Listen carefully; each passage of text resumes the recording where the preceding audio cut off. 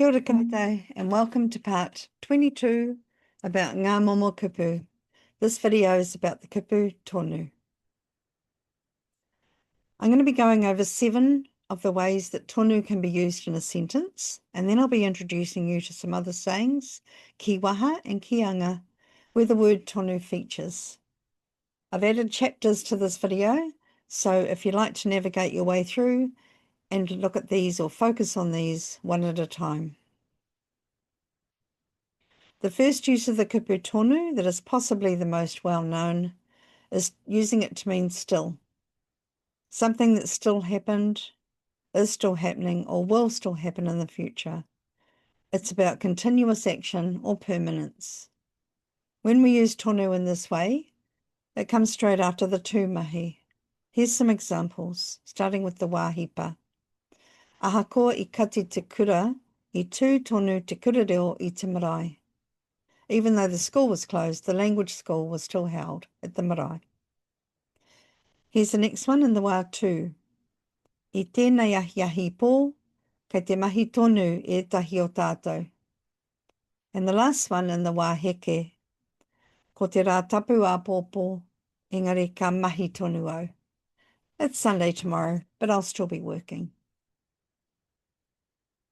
Tonu can also be used in different types of sentences to give emphasis. It gives different elements in a sentence more intensity. Here's some examples. He matatau tonu a hone ki te kōrero Māori. Hone is extremely fluent in speaking te reo Māori. And the next one. He toko maha tonu ngā kai whakaari rongo nui Māori. There is a huge amount of famous Māori actors. The first 2 examples here are descriptive sentences, but we can also use tonu with other structures, like this one, which is a rere pānga. Mā wai tēnei hui e whakahaere. Who will organise this meeting? If we answered it by saying māku, it would mean, I will, I'll do it. Māku tēnei hui e whakahaere. Now if we add tonu to it, māku tonu, we would be saying, I'll do it myself. While we're on the topic of tonu being used to give emphasis, I want to show you how it works when we use it with a stative sentence. In the video about irimahi āhua, we looked at how the E pattern works, and this can also be applied to these structures when we use tonu. Here's a couple of examples using the stative verb ki, which means to be full. Ki tonu te kete I te kumara. The kete is full to the brim with kumara. And the next one, ki tonu te horo I te tamariki.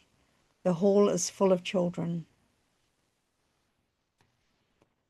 The next example is to use tonu to give a statement, a bit of emphasis, and is often translated to mean of course.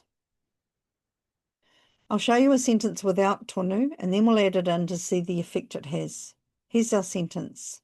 This one is a reremahi whiako. Kei te maumahara ahau ki tō ingoa. I remember your name. Now if we add tonu to it, kei te maumahara tonu ahau ki tō ingoa. Of course I remember your name. How could I forget? The next example of a way to use tonu is when we use it to mean just about or almost. Here's our sentence. It's another one where I've used a stative verb. This one is po, which means to be used up. Kua po te parawa, which translates to the bread has all been eaten. If we add tonu to it, kua po tonu te parawa, the sentence changes it to mean the bread has almost been all eaten or just about gone. The next one is using tonu with the kupu Rite to mean the same as. Here's our sentence structure, starting with Rite tonu, followed by the first thing we're comparing, and then kite, and then the second thing being compared at the end. And here we have our first example, Rite tonu tēnei huarākau ki te rōpere. This fruit is like the strawberry. And the next example, Rite tonu tōku hoa ki te manu ti ori ori, ki te waiata. My friend sings like the songbird.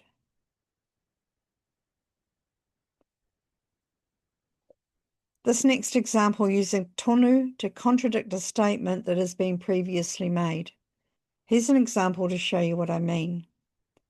My friend told me she didn't have any money. I ki mai tōku hoa kia hau kaore ana putea.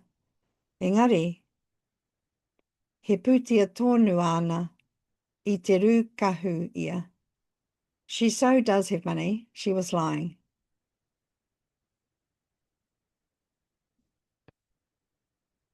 The last example I'm going to show you with using tonu is using Rite tonu to say something happened continuously or that it happens all the time. And here's an example. Starting out reading a kōrero with Rite tonu, and then the thing we want to say happens all the time. Rite tonu te haere a Timoti ki tā wahi. Timoti is always going overseas. And the next one, he rite tonu te hiakai o hone. Hone is always hungry. Just a quick note about the are in all categories here.